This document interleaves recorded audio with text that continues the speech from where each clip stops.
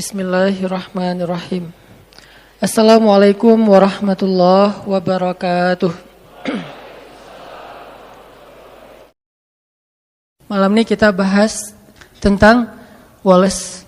Kalau kita ngelihat dari fisternya, analoginya gimana ya rasanya bisa kadang-kadang ngerasain hidup cita rasa Louis Armstrong misalnya. Jangan terus-terusan sepultura kan ya. Kadang ada kondisi kita butuh semangat, kita butuh action yang benar-benar bikin kita itu survive dalam satu masalah.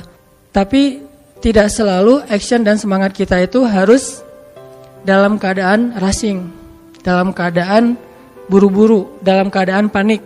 Banyak banget masalah yang bisa kita lewatin dengan sikap-sikap yang dalam tanda petik santai. Banyak banget konflik yang bisa kita lalui justru dengan sikap-sikap santai kita.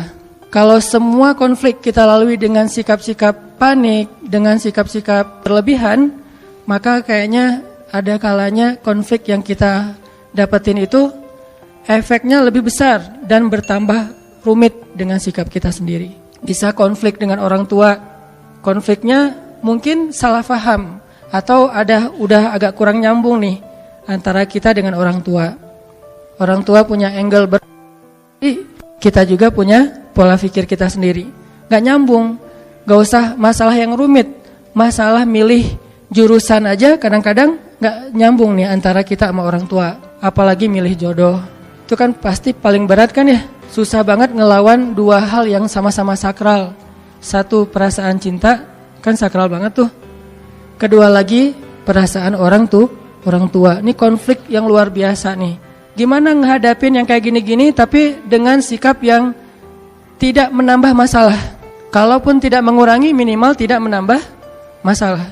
Gimana kita tetap bisa santai, Wallace dalam kondisi-kondisi yang sulit kayak konflik tadi.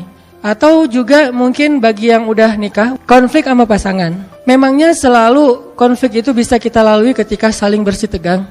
Memangnya konflik itu selalu bisa kita lalui dengan berdebat.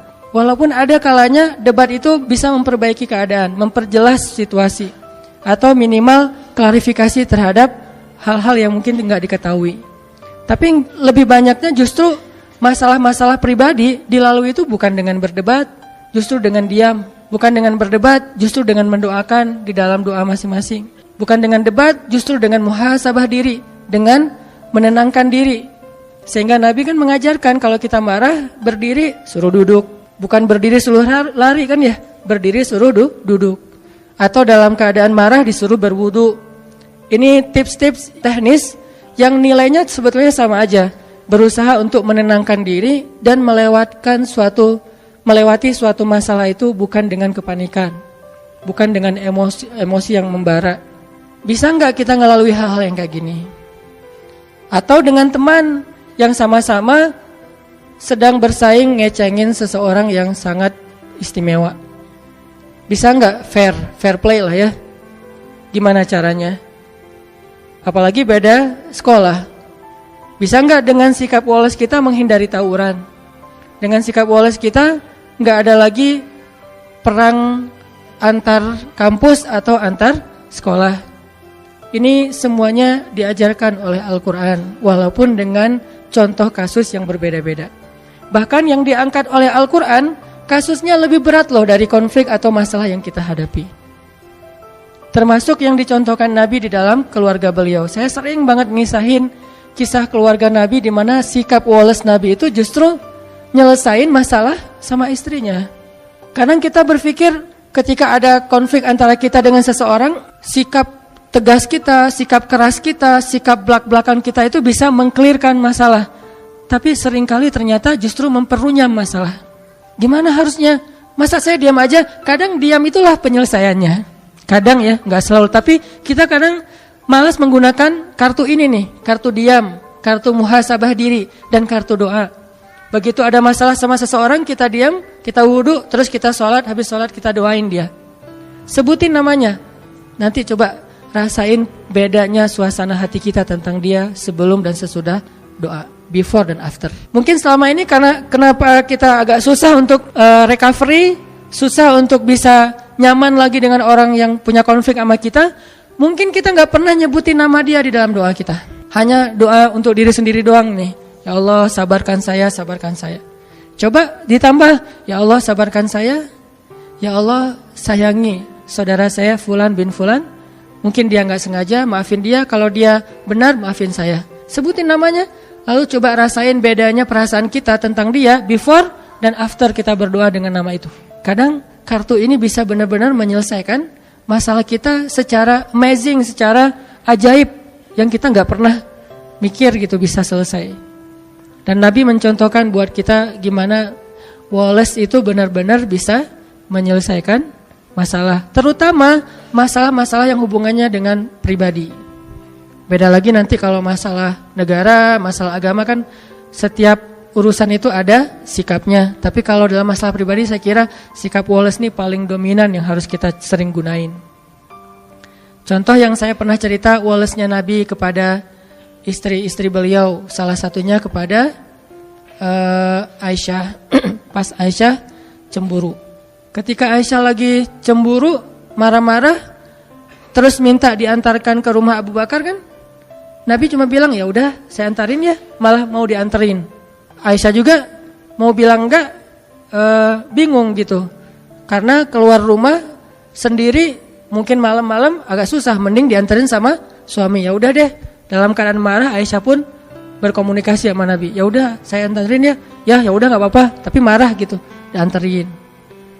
Naik ke atas kuda, Nabi memberikan lututnya sebagai pijakan bagi Aisyah dalam keadaan marah.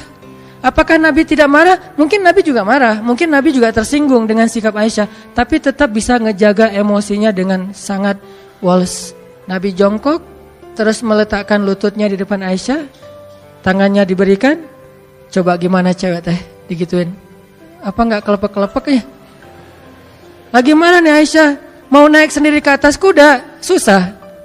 Mau pakai bangku nyari-nyari dulu. Ya udah deh, apa yang ada di depan ya udah pegangan tangan. Sentuhan itu menurut beberapa penelitian memberikan efek luar biasa secara psikis kan ya. Sehingga saya pernah baca artikel nih. Ternyata pelukan itu memberi efek yang luar biasa kepada pasangan atau kepada anak. Sehingga minimal kita harus memeluk pasangan kita. Minimal dalam sehari kita memeluk pasangan kita 20 detik. Satu kali meluk 20 detik, itu ngefek. Nah, Nabi meletakkan kakinya, lututnya untuk jadi pijakan buat Aisyah, memberikan tangannya, sentuhan tangan, kemudian diangkat naik ke atas onta atau keledai atau kuda, jalan ke rumah Abu Bakar. Sampai di rumah Abu Bakar, Nabi dengan santainya nanya kepada Aisyah, Aisyah boleh nggak saya ngomong lebih dulu? Akhirnya Aisyah bilang boleh, tapi jangan ngomong kecuali yang benar ya. Lagi marah Aisyah teh. Nabi Wallace, yang gak Wallace justru Abu Bakar. Abu Bakar marah, mukulin Aisyah di bagian pundaknya, pukulan yang tidak melukai, dipukul sama Abu Bakar. Ya Aisyah, kenapa kamu bicara kayak gitu kepada suami kamu dan dia adalah Rasulullah? Allah aja percaya sama dia, masa kamu enggak? Terus Nabi menengahi gitu. Kata Nabi, ya Abu Bakar, saya tidak ngantar istri saya ke sini untuk kamu sakiti. Kalau kayak gini mending saya pulang aja. Maaf ya Rasulullah, maaf. Akhirnya Abu Bakar minta maaf. Coba, Nabi menyelesaikan masalah dengan pasangannya bukan dengan Aisyah. Bukan. Ya udah, aku anterin deh. Ini kayaknya kita harus belajar nih akhlak kayak gini. Dan saya juga masih belajar. Tuh Wallace menyelesaikan masalah.